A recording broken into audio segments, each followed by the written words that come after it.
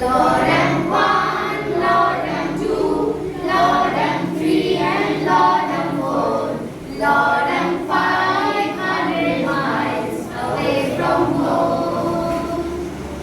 দেখ একটা ইংরেজি গানে 4টে লাইন কিন্তু চলে এলো, তাহলে সাবজেক্টটা খুব কঠিন না, শুনতে পারলাম।